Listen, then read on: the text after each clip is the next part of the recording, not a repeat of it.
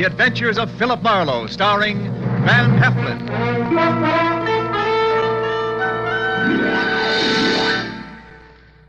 Philip Marlowe, the famous private detective of Murder My Sweet and The Lady in the Lake, created by Raymond Chandler and starring MGM's dynamic young actor, Van Heflin.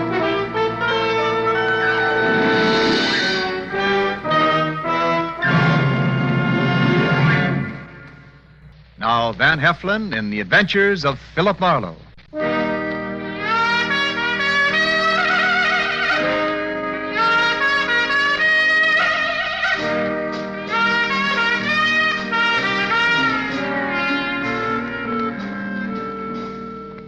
Hollywood after midnight is like any other city after midnight.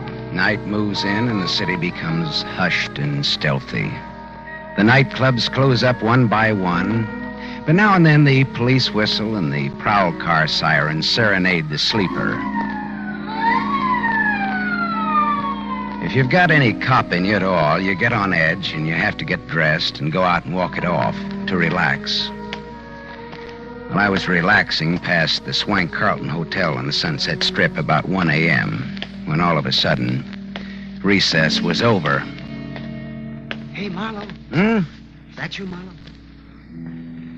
It was George Millar, the quiet-spoken night clerk of the Carlton, hailing me from the doorway, probably to Mucha Melacrino. No, I was wrong. Hey, look, Marlowe. You're very busy right now? Why, Millar? If I may be as cagey as all that. We've got some trouble on the 8th floor. Where's Curly, your fearless house dick? Tonight he has to have a hangover. What's the beef on floor 8? King Leopardi. Do you know him? King Leopardi? Oh, that's the sweetest trump this side of Gabriel. Is he tenting here tonight? He's in the corridor on the 8th floor, dressed in yellow pajamas, and he's trumpet. There's a girl with him, and they're putting on a jam session. Well, suppose the king rejects my diplomatic notes. Well, get rough, but only if you have to. Okay, thanks. But a guy with such an ear for music ought to listen to reason. All right, I'll be down 5 minutes, Miller.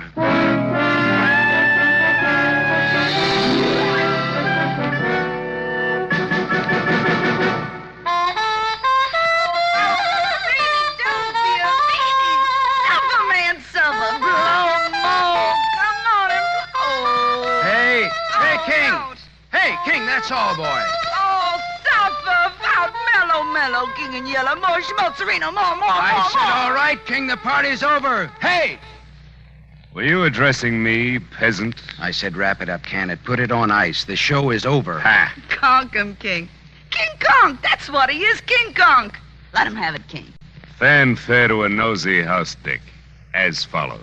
All right, now look, Yellow Pants, wrap up your bugle and buzz off. Now hit the grit. Oh, you're tougher than a 40-cent steak, aren't you? Well, this'll make you soft and tender. Here! Attaboy, King. Hit him again for me. All right, hit me with that trumpet, will you? Okay, King. All right, now, come on, get up, get dressed, and get out. How can he? He's out cold. I'll be glad to pack for him. And you get back to your room, too. Listen, copper, I don't have to do anything. anything. Get going, sister. Come on, jump.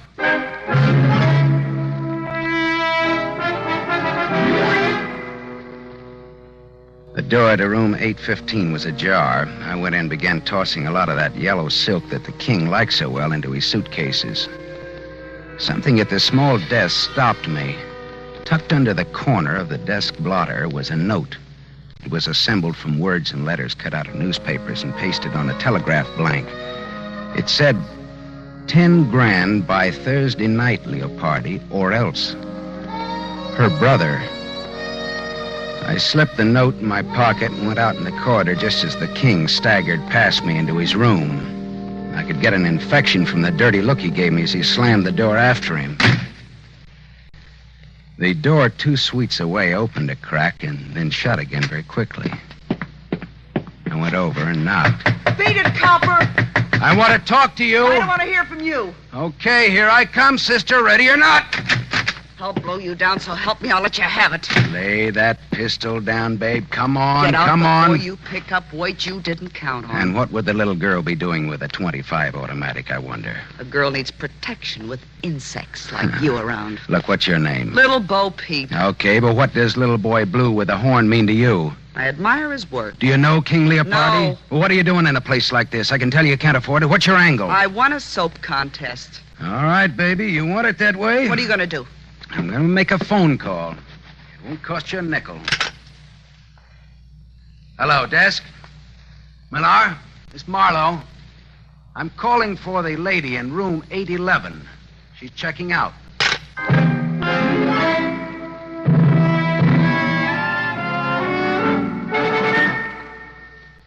I had a little trouble up there, Millar. Your two noisy guests will be checking out any minute.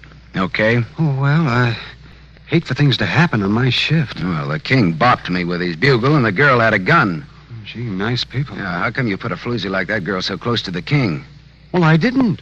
Another Quillen, thing. the day man did. Look, there was a receipt for rent to Miss Marilyn Delorme on the telephone table in her room. Well, that wasn't the name she gave Quillen. Apartment 211, Ridgeland Apartments, Cord Street, L.A. She lives right in town in a cheap neighborhood, but she checks in here at a price she can't afford and gives a phony name. Now, why? Why?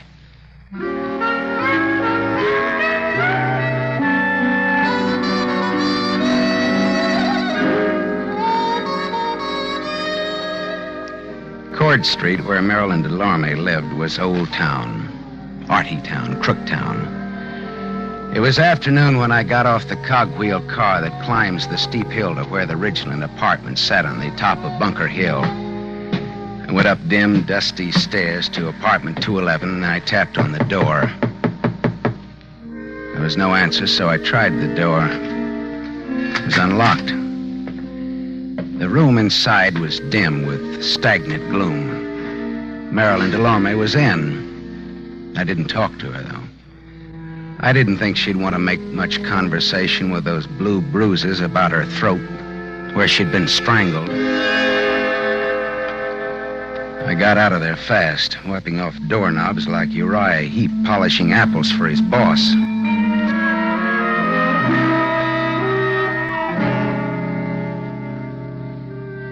I found King Leopardi at his job at the Club Belvedere. He was relaxing at a table in the bar with a kind of a girl commonly referred to as a knockout. She looked tall, and her hair was the color of a brush fire seen through clouds of dust. I pulled in my chin and then walked over to the table. Hello, Leopardi, old maestro. You remember me? I'm sorry, I can't say that.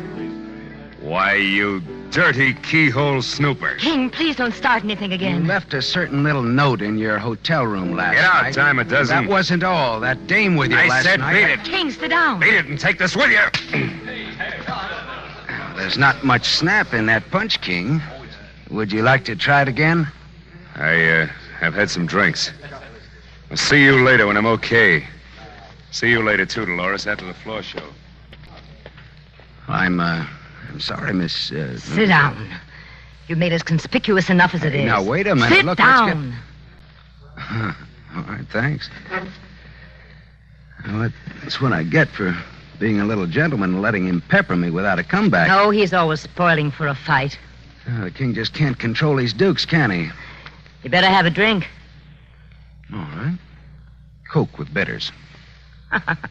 That's what I love about Hollywood. You meet so many eccentrics. Yeah, but you see, I'm the kind of a guy who starts with a short beer and wakes up in Shanghai with a full beard. Is this on me or is it on you? Well, that depends. Well, how's champagne? Mum's cordon rouge, shall we say, huh? It's on you. It's on me. Coke with bitters. How did you get to know King Leopardi? Oh, I just happened to throw him out of his hotel last night. Oh, house detective, huh? No, filling in for a friend. Philip Marlowe, private investigator's the general tag. Oh. How did you happen to get to know the king? I once sang in his band, but not for long. Well, then, look, tell me, would it be hard for a woman to get to him Only if he was surrounded by a wall of fire. if the woman had a gun? Why? Well, I found this threat note on his desk last night. It asked for $10,000 or else, and it's signed her brother. Well, Well, yes. A woman with a gun could get to him, and everybody would give her a great big hand. Well, I'll skip that Coke and bitters and say good day and thank you. Christabel? The name is Dolores. Oh, good afternoon, Miss Drury. Chiozza. Dolores Chiozza. Oh, Chiozza. Fare thee well, Miss Chiozza. Formal, aren't you? So long, Dolores. So long, Philip. If I hear of anything, I'll toss it your way.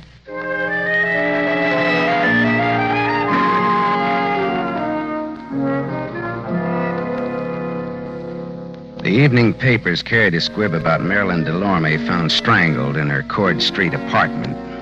That was all, dead end. Until about 1 o'clock in the morning when the telephone started having hysterics on my night table. Yeah, Philip, this is Dolores. Dolores. Dolores? Oh, yeah, sure. Would you come over to my place right away? 2412 Renfrew Street, below Fountain. Hey, wait a minute. It's a sort of bungalow court. Mine is the last one in line. Well, sure, but wait a minute. What's the matter? Dolores, look, what's the matter? King Leopardi is here, too. King Leopardi. He passed out in my den. It's absurd, isn't it? Yeah, that's absurd. And it'll cost you $20. All right, but hurry. Please hurry. All right, I'll be right over. Phone calls in the dead of night. I should have been a midwife.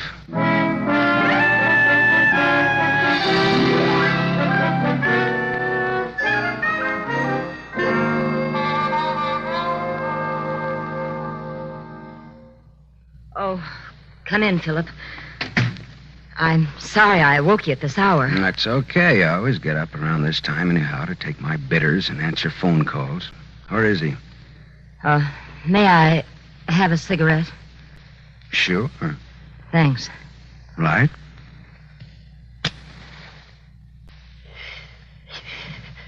Where did you say he was now?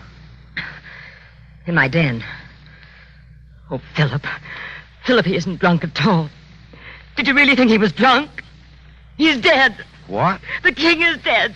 Long live the... With my gun. Well,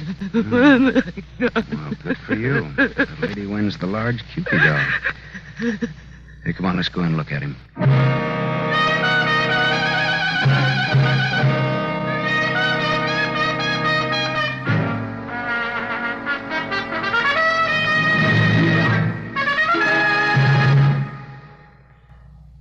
You are listening to The Adventures of Philip Marlowe, starring Van Heflin.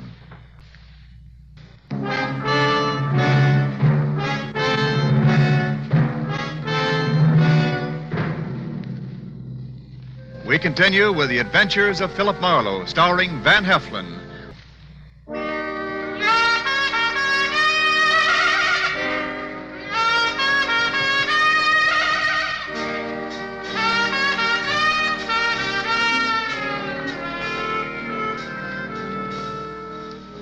Dolores showed me to the den in the back of the house. Trumpet man King Leopardi was lying on the studio couch, large, smooth, and artificial looking even in death. A small Mauser automatic hung loosely in his right hand. There was a bullet hole in his golden yellow sport coat, right over his heart. Dolores, is this your gun? Yes. Someone gave it to me once. I don't even know how to use it. Oh, no. Oh, I Come on now. don't expect you or anyone to believe me. Don't expect anything. Just tell it. Well, I was out late. I sing at KFQC on a late 15-minute program. Agatha and I got home about 11:30. Who's Agatha, the cat? My maid. I came into the den for some liquor and fizz water and found him. Like that. I sent Agatha home so she wouldn't find him. Finally, I thought of calling you. Well, he got in here. How? I don't know. Were you ever in love with him? The king never loved anyone. I ask if you loved him. I hated everything about him. It's even better to tell the cops that is but copacetic. But I can't help it. It's the truth. Dolores, look. Go on out in the other room and buy yourself a drink. I want to be alone here with tall, dead, and handsome. Go on now, huh?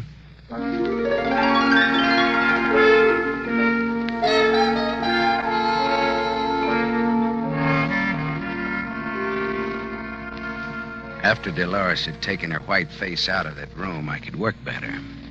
I went through the king's pocket and found his key ring. One key fit very nicely in the lock of the back door. I went to the living room where Dolores was huddled against the arm of the Davenport trying to become a part of the pattern. Dolores, how long has Agatha been with you? 2 years. Did you ever steal anything from you? Small things, that's all. Pair of nylons now and then. I didn't mind. Why? Well, she sold a key to somebody. A key to this apartment. Oh, what's the difference, Philip?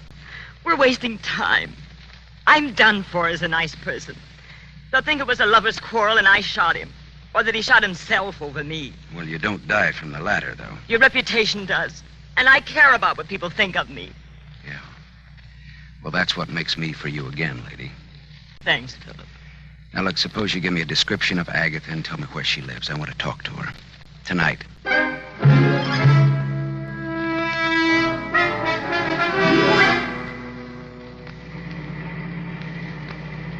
I drove down Brighton Avenue looking for the house Dolores had described to me.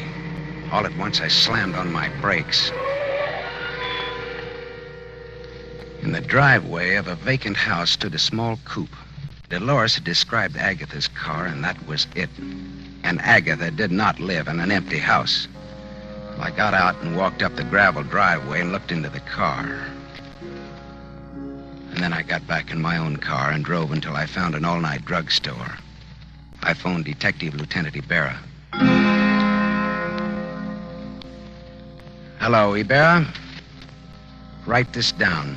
Brighton Avenue, 3200 block, west side. Driveway of empty house. Car parked with dead woman in it. When alive, answered to the name of Agatha. Strangled.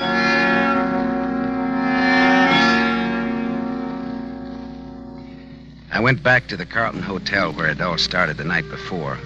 Quillen, the head day clerk, was on night duty. That surprised me a little bit. It was 2 a.m. and very empty, very quiet in the lobby. I was fine. Well, if it isn't Marlowe, the old clues man. A good morning, and tripe like that. Hello, Quillen.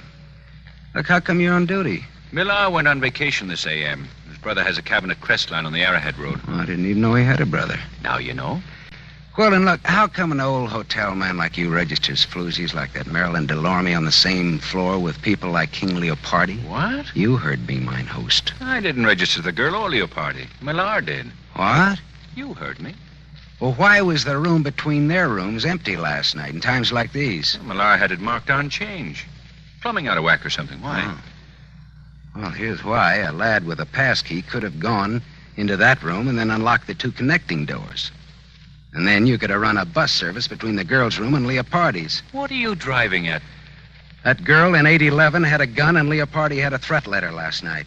Now, here's what I want you to do. Call the hotel where Leopardi's staying now and ask if he's there. Why? Because. Good enough? Best reason in the world. Wife always uses it. Wait here.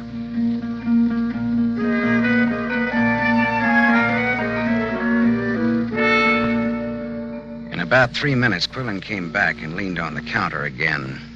Leopardi isn't there. I talked to a guy in his suite who was almost sober. He said Leopardi got a call about 11 from some girl. What girl? Well, he didn't know. But Leopardi went out preening himself. Okay, thanks, Quillen. Anything to do with that brawl you had with Leopardi here last night? No, all in the spirit of boyish mayhem. Oh. That 815 has a jinx on it, you know. Girl shot herself there 2 years ago. What? A girl shot herself there. Yeah, you said that, but what girl? I don't know what her real name was. Look here, Quillen. I want to see your hotel files of that day 2 years ago and all the newspaper clippings about it. Come on. All right. Let go of my arm, physical culture. I'll get the keys to the record room.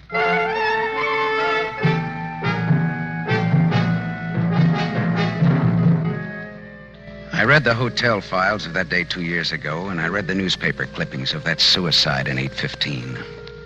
Then I asked Quillen just where George Millar's brother had his cabin in the mountains.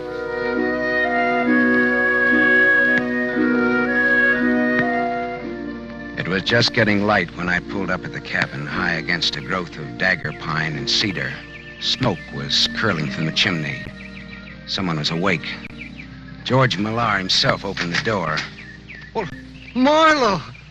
Well, gee, it's good to see you. How'd you ever find us up here? How about some bacon and eggs?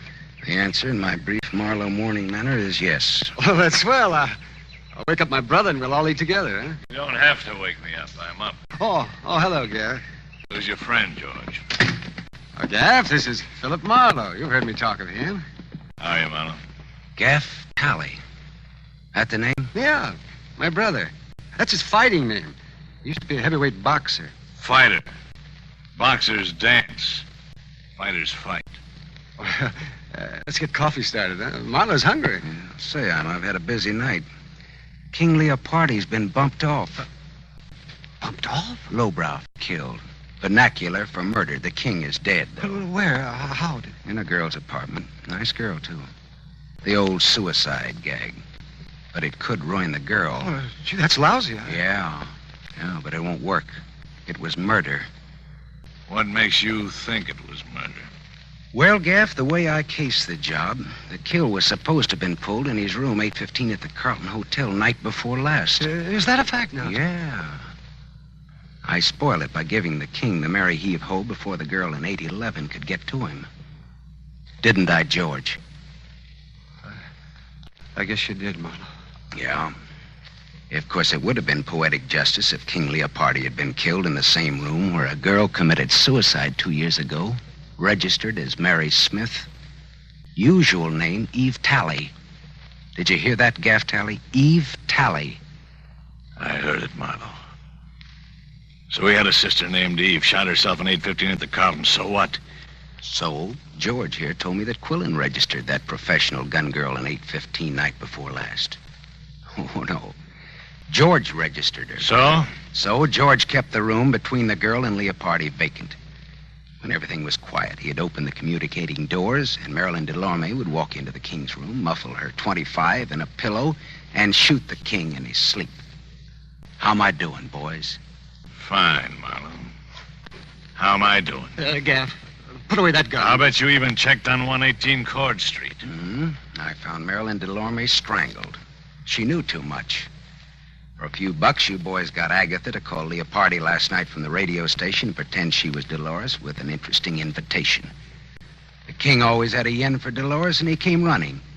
You shot the king before Dolores came home and left him in her den. Then Gaff got rid of Agatha. She knew too much, too. Leopardi was the worst kind of a rat, Marlowe. We loved our sister. She fell for him, and he threw her out. She killed herself. Now, what would you do, Marlowe? Take his gun, George. Don't get between us or behind him. This 45 goes right on through. I'll have to take your gun, Marlowe. Yeah. Well, always treat it like your own, won't you, George? Got it, George? I've got it. Stand out of the way. Does it have to be this way, Gaff? Yeah, it has to be this way. Sure, George and Gaff, the avengers of innocent girlhood in their righteous indignation. Shut up, Marlowe. Lynch mobs, tar and feather merchants, and other laws unto themselves take notice. George and Gaff, they wrote the book. Say your prayers, Big Mouth. Hey, Gaff, there's been enough killing. Get out of No, the way. Gaff, I won't. I swear I'll let you have No, it, too. Gaff! I'm warning you. Goodbye, Gaff.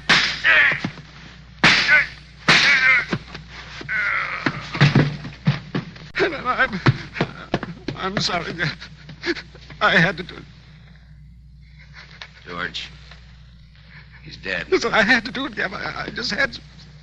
You understand, don't you, Marlowe? Yeah, I understand. He was a killer. He killed 3 people. He wasn't going to kill a 4th. I wanted to finish Leopardo out in the open and take what came, but Gaff tried to do it cute. I didn't know Leopardo was dead until you told me, Marlowe. I believe you, George. Yeah. Here's your gun back, Marlowe. It shoots fine.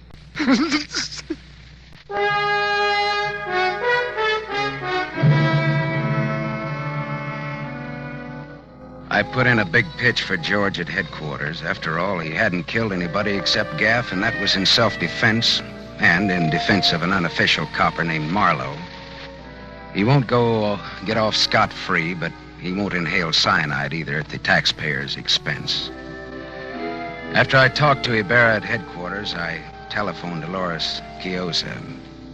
I didn't give her the sordid details, but just told her not to worry, that she was in the clear. Philip. Oh, thank you, Philip. I'm so relieved. I'm so grateful. I'm so thirsty. Well, Come on over then. Hey, wait a minute. Now, is this fiesta on you or is it on me? Why? Well, I mean, do I drink Coke and bitters or Cordon Rouge? It's on me. All right, then champagne it is, baby. But look, let me bring the glasses, huh?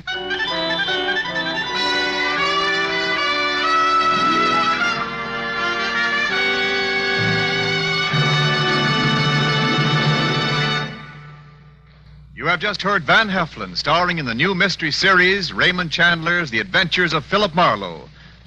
Van Heflin will return in just a moment.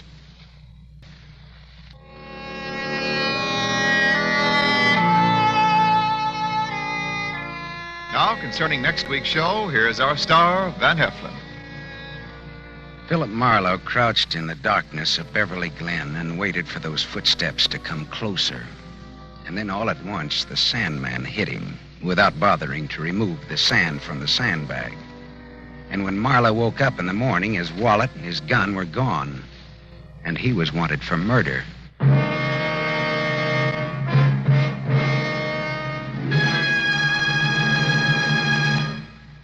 Tonight's story was adapted by Milton Geiger from The King in Yellow by Raymond Chandler, creator of Philip Marlowe, the screen's most famous private detective. The original music was composed and conducted by Lynn Murray. This is Wendell Niles inviting you to listen again next week at the same time to another exciting mystery on the adventures of Philip Marlowe, starring Van Heflin with a distinguished cast. This is NBC, the National Broadcasting Company.